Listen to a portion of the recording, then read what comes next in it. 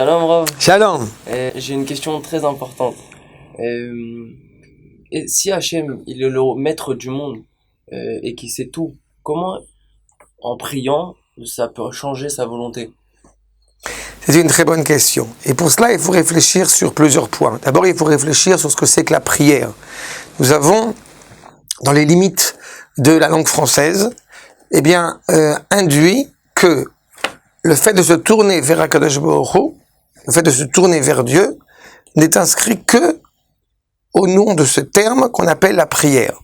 Seulement en hébreu, la prière c'est tefila. D'où vient ce terme de tefila?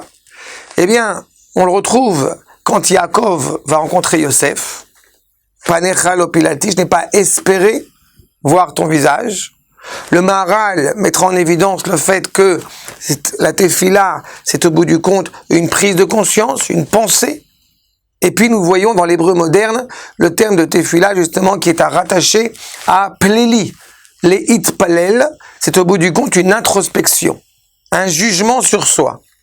Donc on a déjà, dans ces trois termes qui sont évoqués, on n'évoque absolument pas le terme de demande, qui est inclus, qui est dit en allusion par le terme de prière. Dans le terme de prière, je viens demander. Je prends un Kadosh Baruch Hu pour une carte bleue, j'ai besoin, je demande à Dieu et il me donne. Mais on voit déjà qu'en hébreu, c'est d'abord une introspection sur soi, une réflexion sur soi. Est-ce qu'on est en accord avec le projet du Créateur? Est-ce que Akadosh Baruch Hu a besoin de nos prières? Non. Est-ce que nous en avons besoin? Oui.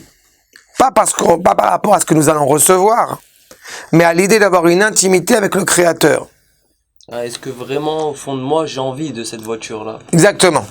Tu dois réfléchir, quand tu fais la tefila, d'abord, de ce privilège que tu as d'être en phase avec le Créateur. Ensuite, ça te permet d'élaborer ta réelle volonté, puisque tout a été créé dans le monde, tout a été façonné. Akadosh Baruch Hu a tout mis en place, et a priori, de se tourner vers Akadosh Baruch Hu en lui disant « Le monde que tu as fait ne me plaît pas, change-le », cela ressemble à de l'hérétisme. Parce qu'au bout du compte, on est en train de se plaindre. Alors ce n'est pas le propos. On se présente devant Akadosh Baruch Hu, d'abord en le louant, en honorant sa présence, que nous souhaitons ardemment. Si pour pouvoir pleinement penser sa présence, aide-nous pour avoir une voiture, pour que je puisse aller plus rapidement au Beth Midrash, pour que je puisse plus vite construire les Eretz Israël, c'est une très bonne chose.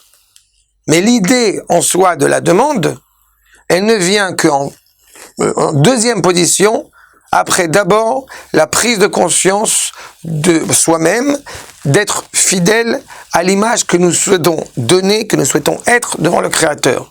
Et c'est en cela que ça s'appelle la tefila. Donc, non, Akadosh Baruch Hu n'a pas besoin de nos prières. Mais de la même manière qu'un père qui parle à son enfant en lui disant combien tu veux, alors qu'au bout du compte, ce que l'enfant souhaite ardemment, ce n'est pas une question de somme. C'est une question d'avoir une conversation avec son père. Ce lien d'amour qui nous relie au Créateur et le Créateur qui se relie à nous. C'est ça l'essence même de la tefila. Et si on a accompli la tefila comme il se doit, cela doit transformer quelque chose en nous à la fin de la prière avec ce sentiment d'être attaché à Akadosh Baruch Hu. Je repense à ce qu'on a dit il y a encore hier avec Purim, il y a encore quelques jours avec Purim, où on rappelle que Akadosh Baruch Hu a fait des miracles et est avec nous, imanu.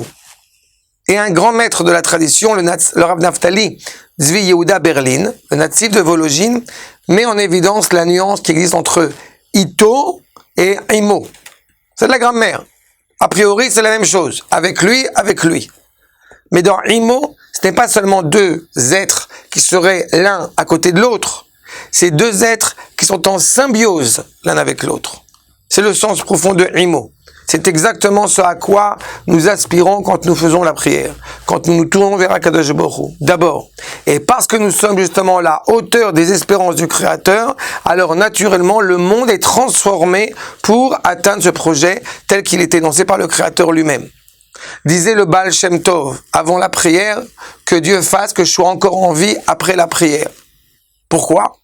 Parce qu'il est écrit que personne ne peut me voir de son vivant.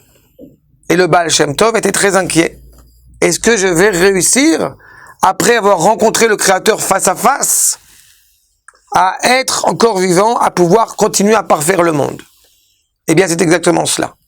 Non, Dieu n'a pas besoin de la prière, mais il a besoin, d'une certaine manière, il se met dans cette position du besoin pour être en rencontre avec la créature. C'est clair? Clair, clair. Shalom. Shalom.